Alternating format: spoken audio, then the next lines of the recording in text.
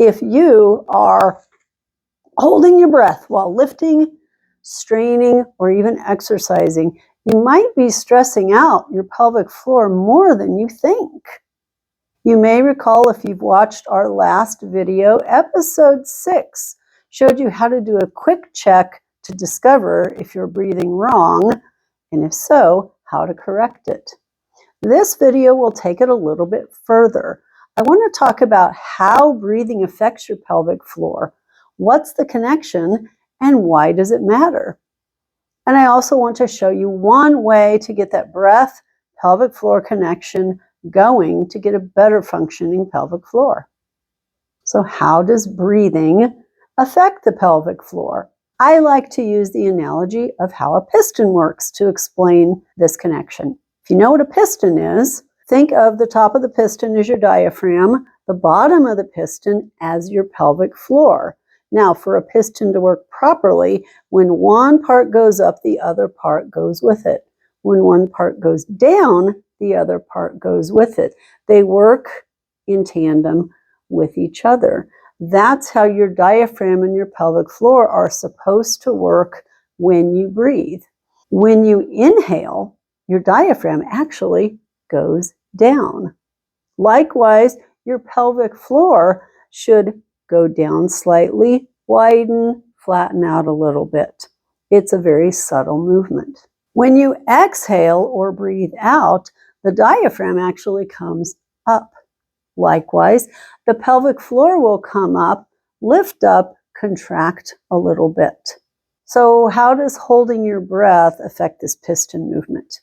When you hold your breath and then you exert even more pressure by lifting, straining, trying to get out of bed, things like that, what that does is that exerts even more pressure inside the abdomen. And holding your breath doesn't allow that pressure to be dispersed like it should. So all that pressure goes, guess where? Down there. And often the pelvic floor just can't hold up against that much pressure, and you'll have leakage or pain or something like that. So that's why it's important, keep breathing and breathe properly so that you can get that piston working like it should. Let me do a demonstration of this kind of breathing. I like to call it barrel breathing or 3D breathing, and you'll see why in just a minute. This is something that I teach in any of our online recovery programs, and I also teach this to every one of my patients in our clinic because it is that important. It's one of the foundational principles that you need for good recovery and good healing. So this is how it goes. You can do this lying down or you can do it sitting up. I want you to imagine that your rib cage is like a barrel. And when you breathe in, that barrel is going to expand in all directions, front and back, side to side. When you breathe out, that barrel just comes back together where it was. No forcing, no pushing. The reason this works is that your diaphragm is attached to the underside of the rib cage. So as your rib cage expands, the diaphragm expands with it. As your rib cage comes back together, your diaphragm returns to its position.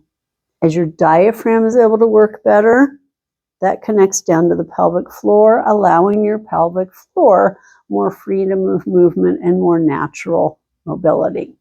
So let's try this. Again, get in your favorite position. I'm doing it sitting, but you can do this laying down on your back or on your stomach. Imagine your rib cage is a barrel, and that barrel is going to expand as you inhale and go back as you exhale. Right now, just focus on the rib cage. Don't focus on belly. Don't focus on pelvic floor.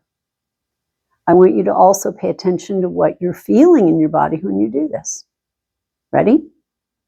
So inhale. Expand that rib cage or that barrel in all directions. And then exhale. Let it go back to where it was. Inhale. Allow that rib cage to expand in all directions. And then exhale. Allow it to go back. One more time. Let that rib cage expand as you inhale. Let it contract as you exhale. How did that go for you?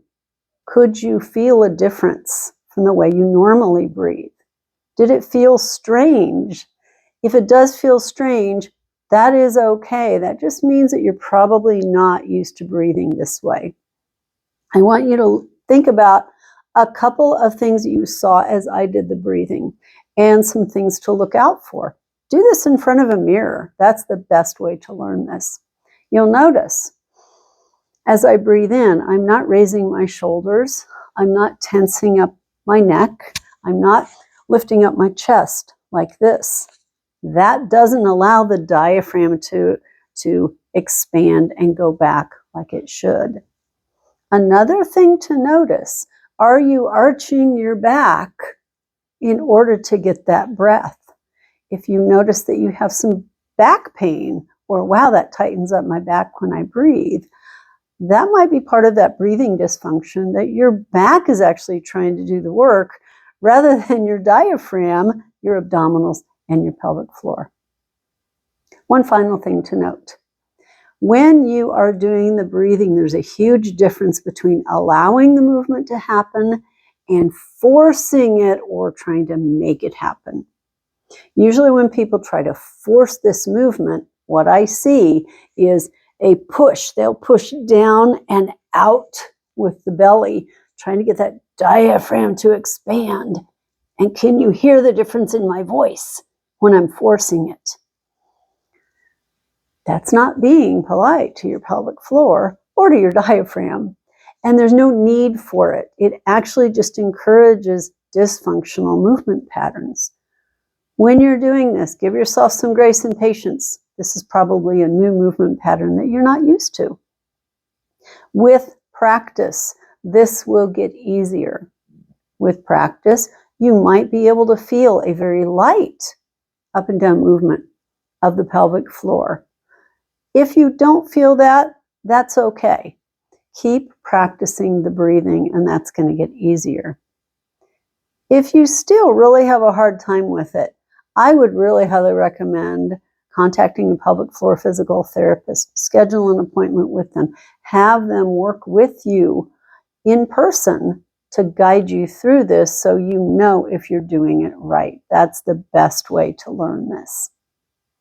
Now that you know how to use that piston analogy and make that diaphragm pelvic floor connection, let's apply it to your daily life. Here's a few examples. When you are standing up out of a chair or lifting groceries out of the trunk of your car, do a light exhale. A light exhale encourages the diaphragm, the abdomen, and even the pelvic floor to work correctly. Try to avoid breath holding when you're lifting something or when you're exercising at the gym. Again, you want to disperse that pressure nicely and evenly so there's not too much going down toward the pelvic floor. Another real-life application, take 2 to 3 barrel breaths to reduce tension in your abdomen, your pelvic floor, even your tailbone, or when you're feeling anxious. One benefit, this also kicks in the part of the nervous system that calms your body down so you can have a benefit for your nervous system too. Today's takeaway, I want you to practice 3 to 5 barrel breaths before bed or while sitting at a stoplight. Try this when you are exercising.